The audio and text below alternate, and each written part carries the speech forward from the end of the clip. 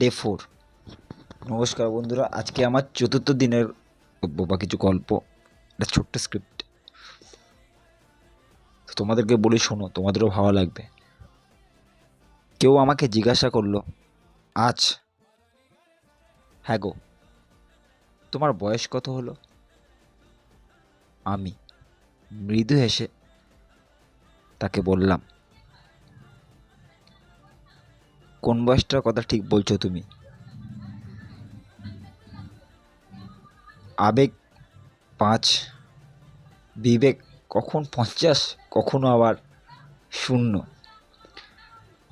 বুদ্ধিতে ওই 12 কি 13 হবে। মনের মনের বয়স হবে 7.5, আর দেহের তো সবে 20। আর আমার বয়স ঠিক জানা নেই।